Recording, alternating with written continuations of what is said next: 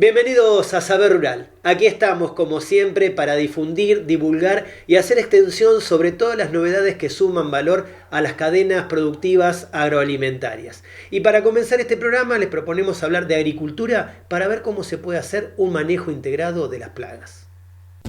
A fines de la década de 1960, la agricultura argentina experimentó una expansión que comenzó con el trigo para luego, en la década de 1970, trasladarse a la soja. A partir de allí, con la soja convertida en el principal cultivo, comienza un crecimiento productivo que continúa hasta la actualidad. Este proceso de agriculturización se ha manifestado en la intensificación de la producción y en la expansión territorial de los cultivos. La agricultura de los últimos años, sobre todo en Argentina, se caracteriza por una fase muy expansiva. En los últimos 50 años ha ido abarcando superficies que antes no estaban destinadas a esa actividad y por ser también una agricultura muy tecnificada, ¿no? Muy relacionada a la producción y exportación de granos y toda la tecnología asociada a esta actividad en particular. El proceso productivo, marcado por un fuerte avance de la siembra y caracterizado por la intensificación de la producción, con una tendencia de conversión de los campos hacia la agricultura, ha generado un impacto sobre el medio ambiente y los sistemas. Este modelo agrícola se ha basado en el manejo agronómico con el uso de paquetes tecnológicos. La forma de hacer agricultura o el paquete tecnológico que nosotros utilizamos está muy asociado a por ahí uniformidad en la genética de los materiales de los cultivos. En pocos cultivos en sí, no es una agricultura muy diversificada, sino que es una agricultura de grandes superficies. Nosotros tenemos a soja, maíz, trigo, girasol y sorgo abarcando más del 90% de la producción del país en lo que es en granos y en grandes superficies. Y este paquete tecnológico está asociado, digamos, al uso de agroquímicos, que sin duda esa uniformidad genética más el uso de agroquímicos se asocia a cambios en la naturaleza, ¿no? Con, resistencia de distintas plagas a distintos agroquímicos, también todo lo que fue el problema de malezas resistentes y así también insectos resistentes asociados a este uso de agroquímicos. Pero igualmente, en sí, las moléculas de agroquímicos han ido evolucionando favorablemente y lo que por ahí viene un poco más atrasado y debería ir ajustándose en mayor medida es el uso, ¿no?, de esas nuevas moléculas para evitar el impacto en la naturaleza. Los factores climáticos modulan la biología de los organismos en forma diferencial, dependiendo de su extensión. En este sentido, la comunidad de insectos depende no solo de la frecuencia de eventos climáticos significativos, sino de cuánto tiempo se repiten esas condiciones en un periodo. El manejo de plagas viene muy asociado a lo que es los ciclos y los cambios climáticos que se van dando campaña tras campaña. Los desafíos, yo creo que más importantes es ir adaptando los conocimientos, ¿no?, y las técnicas asociadas a la agricultura a la emergencia de nuevas plagas y a los cambios que se vienen dando conforme a la evolución, digamos, del clima.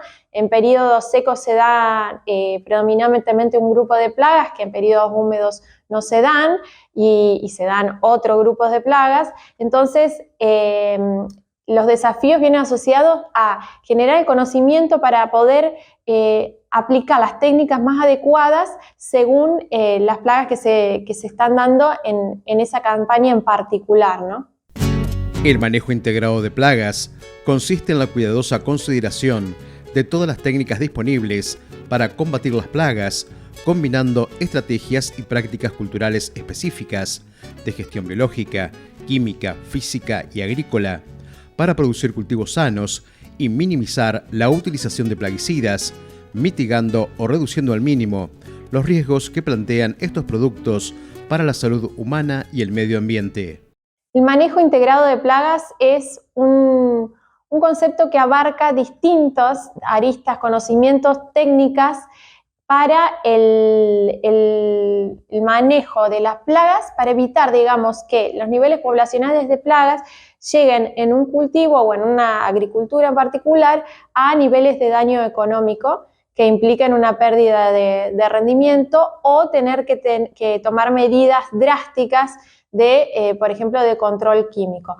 El manejo integrado de plagas abarca diversos conocimientos que nos permite regular las poblaciones de plagas, evitando llegar a niveles poblacionales muy elevados, ¿no? El foco está en el manejo y pensar de manera integrada cómo manejamos una plaga es fundamental.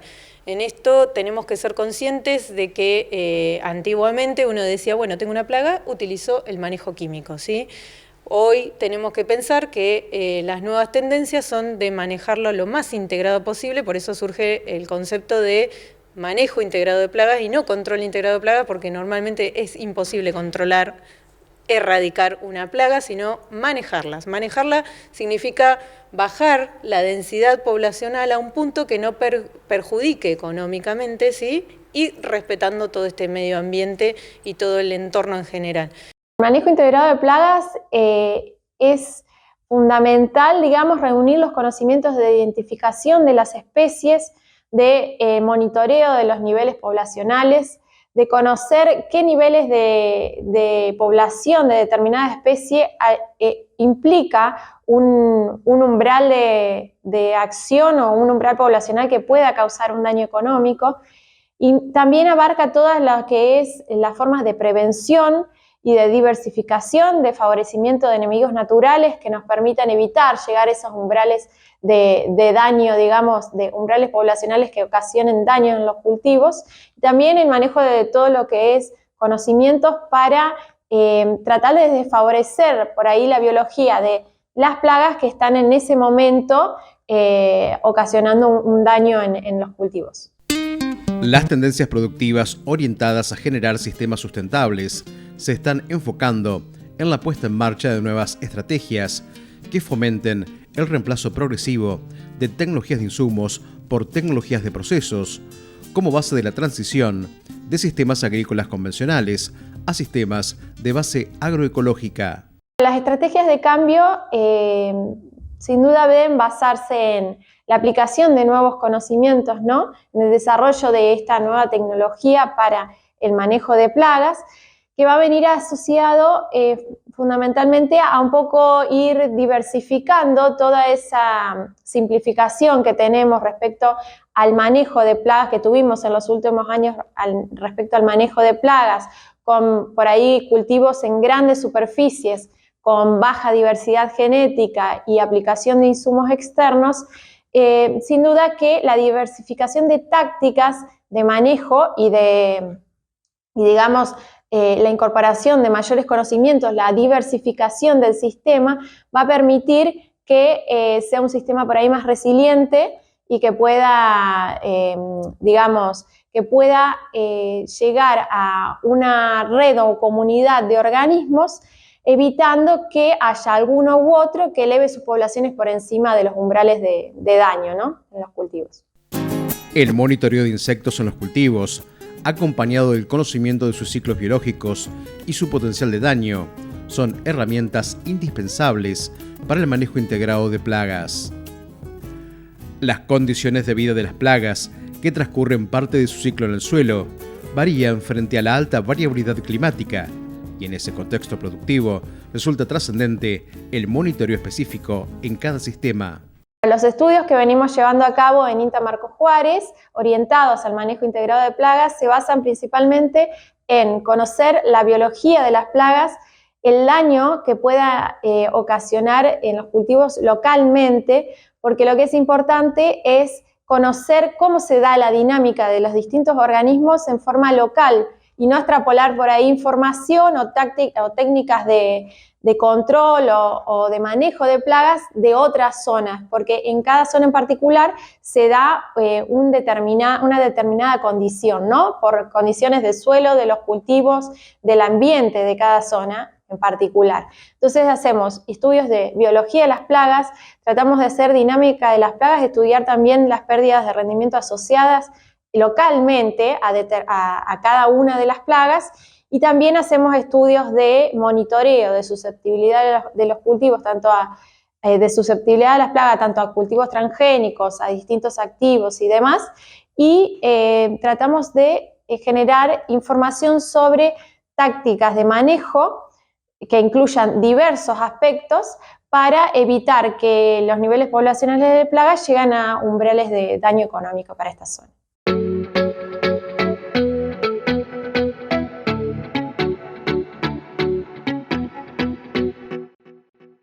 Después de ver cómo el manejo integrado de plagas agrega valor a la sustentabilidad, les proponemos hacer una breve pausa. No se vayan porque en nuestro próximo bloque les vamos a contar cómo se puede mejorar la productividad con sistemas que complementan a la agricultura con la ganadería.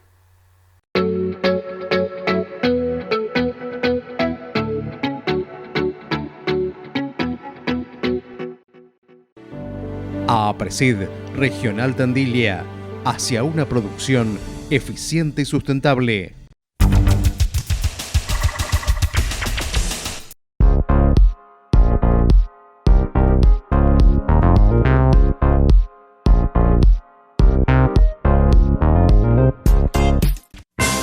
Molino Sixa, harinas y subproductos de calidad.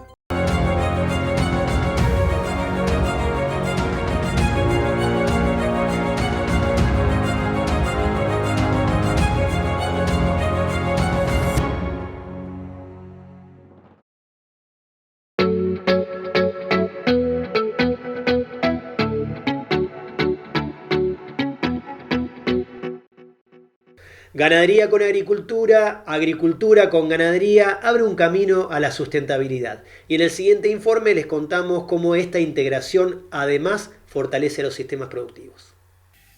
Con la expansión de la agricultura de las últimas décadas, la producción agropecuaria en Argentina registró una conversión de sus sistemas hacia la intensificación.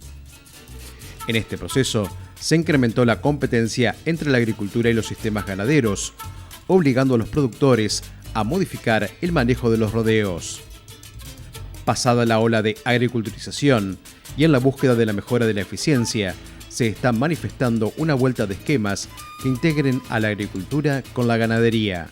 Se están dando estos cambios relativamente rápido. El productor creo que en ese sentido avanza bastante rápido, sobre todo ante los contextos que tiene, ¿no? Pero lo que estamos viendo, bueno, un avance en la intensificación del uso de los recursos a nivel de sistema, ¿no? En lo que es la integración sobre todo para regiones como estas que están integradas ganadería y agricultura, ¿no? Entonces, que no es nuevo, digamos, son cuestiones del pasado, pero bueno, creo que la búsqueda de eficiencia en cada enganche de agricultura con ganadería, cómo poder utilizar, por poner un ejemplo, el tema de los que son cultivos de cobertura o cultivos de servicio en sistemas mixtos, en donde les queda ese forraje que o lo dejo, lo quemo o hago ganadería como parte de eficientizar todo el combo. Creo que eso es un ejemplo bastante amplio que ha aumentado el uso en los últimos años y eso mejora la eficiencia, mejora la ganancia de peso invernales, tenemos un recurso de alta calidad y complementa esa agricultura con ganadería. Por otra parte, el tema de los cultivos de verano también, y bueno, en ese sentido yo creo que ahí hay una búsqueda de sistemas más eficientes, aprovechar todos los recursos posibles. Y además, otro tema que es importante es el uso que hacen de las reservas forrajeras, ¿no? O sea, las reservas forrajeras son herramientas de un costo importante, pero nos levantan la cantidad y la calidad de alimentos que podemos tener en todos los ciclos productivos, ¿no? La experimental Cesario Naredo es una experimental de sistemas mixtos donde tenemos incorporada la agricultura, ganadería, agricultura. Tenemos 3 unidades, 2 de ellas son mixtas. En una tenemos implementado una rotación donde interviene un cultivo que es cultivos anuales y una pastura perenne. En general en base a alfalfa asociada con gramíneas o pura. En la otra unidad, que es agrícola ganadera, tenemos una rotación donde son cultivos anuales, donde en los últimos años se incorporaron los cultivos de servicio, en particular con la vicia, en consociación con verdeos anuales, lo que nos permitió ir metiéndonos con la ganadería dentro de esa unidad, para hacer un uso más eficiente de lo que es los recursos, los subproductos, y es ahí que nosotros desde un principio con estas unidades la utilización de las reservas forrajeras es indispensable, está, y bueno, entonces el área de investigación siempre apunta a ver en cuanto a la calidad de los silajes, de los rollos, qué es lo importante, porque muchas veces uno dice, bueno, tenés el silaje, lo ves, sí, tiene algo de grano, está húmedo, está seco, pero bueno, es importante analizar la calidad y saber específicamente, bueno, el pH, el contenido de materia seca, el contenido de nitrógeno amoniacal. ¿Por qué? Porque cuando uno arma una dieta destinada a determinada categoría, no es lo mismo tener un silaje que la mayor parte fue una fermentación buena, con buena cantidad de ácido láctico, entonces que se produjo una buena fermentación, un buen contenido de materia seca, un buen aporte de energía, que sabemos que por ahí la proteína no es tan alta porque es un silaje de maíz o de sorgo, que un total desconocimiento del aporte que estamos teniendo. Entonces ahí las pérdidas tanto en producción como económicas van a ser importantes.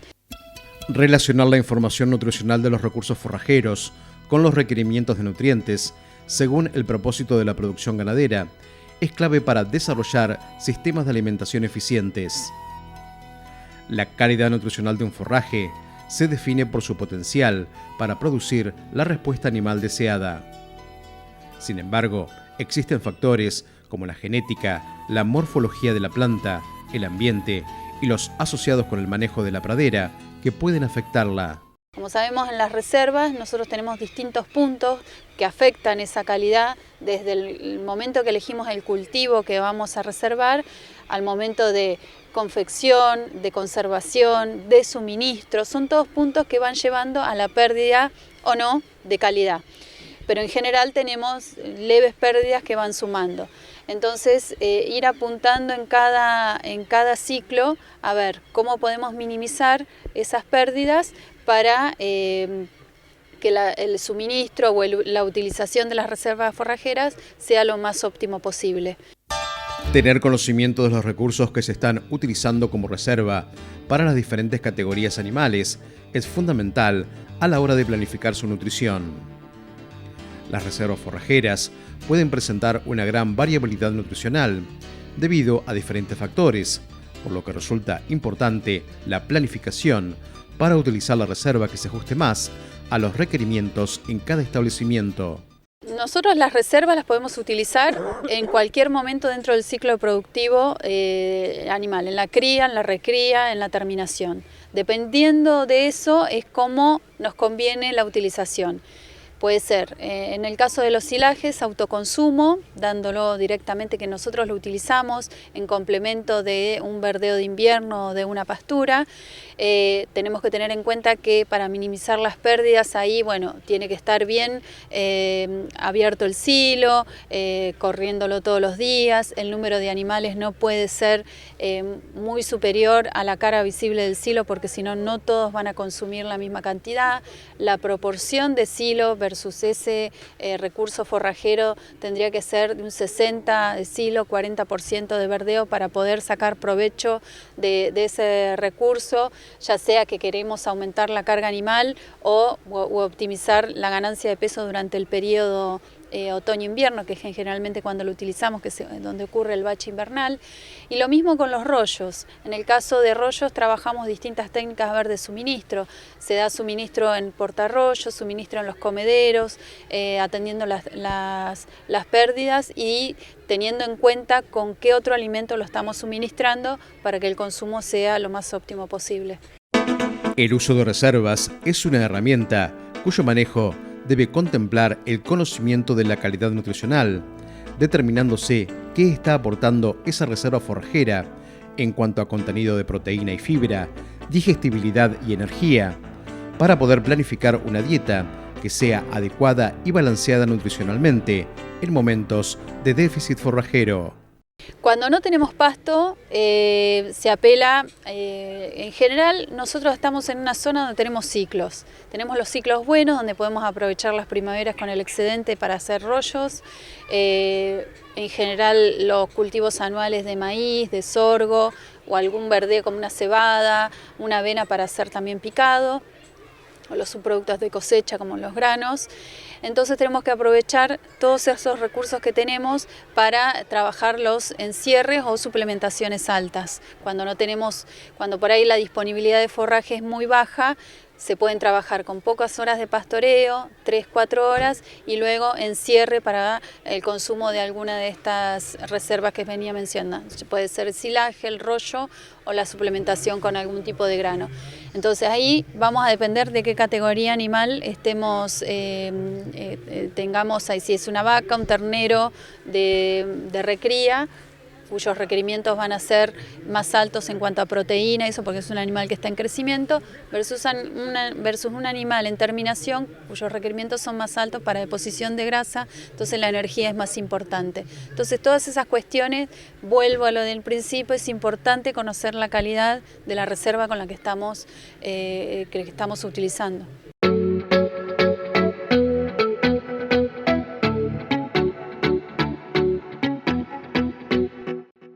Los invitamos a hacer una breve pausa. No se vayan, que enseguida volvemos con mucho más Saber Rural.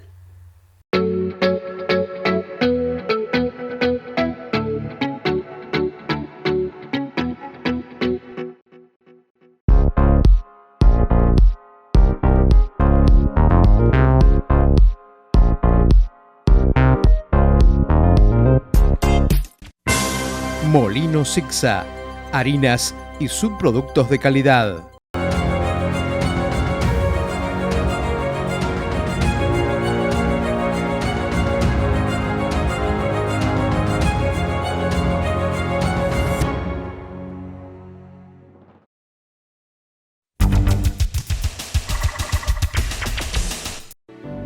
APRESID Regional Tandilia, hacia una producción eficiente y sustentable.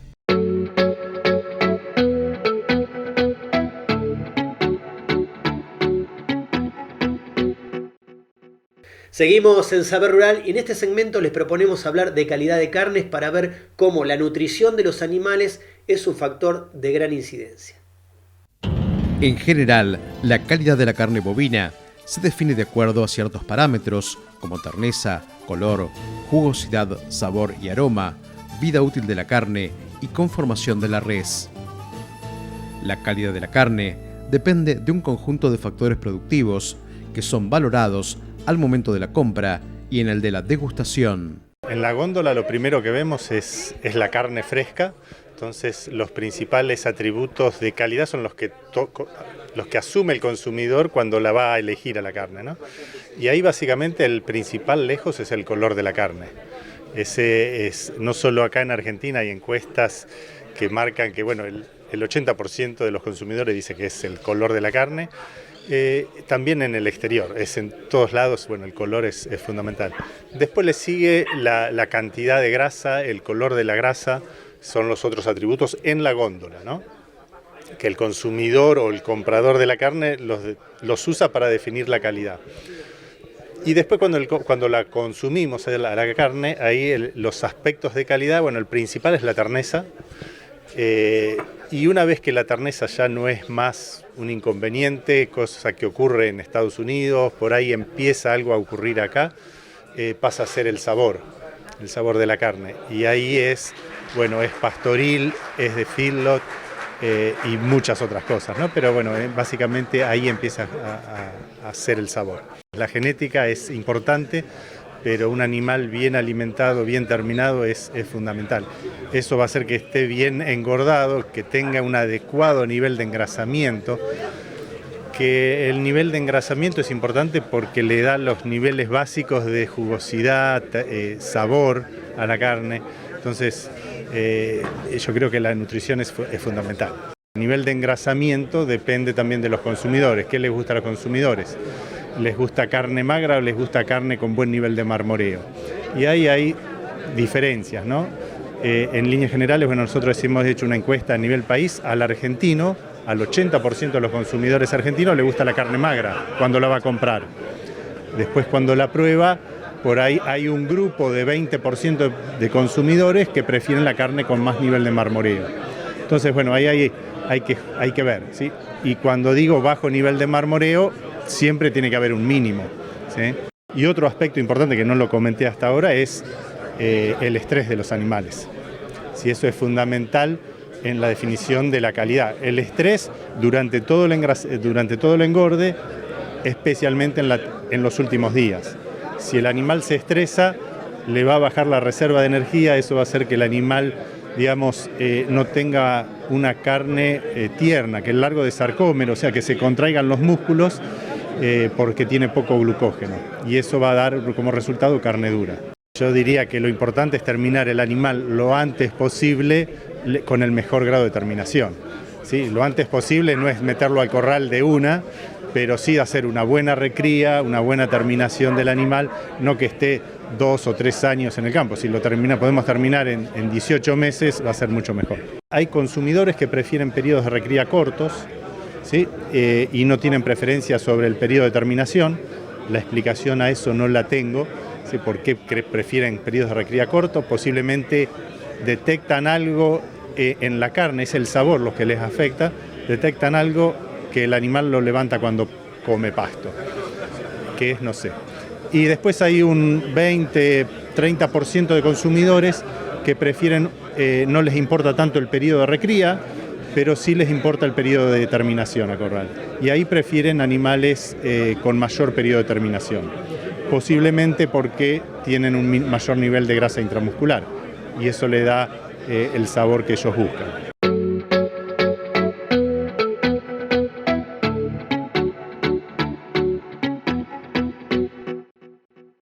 Amigos del campo, de esta manera llegamos al final de este programa. Muchísimas gracias por habernos acompañado una vez más. Nos vamos hasta la próxima semana, cuando los estaremos esperando como siempre para seguir compartiendo juntos mucho más saber rural. Hasta entonces.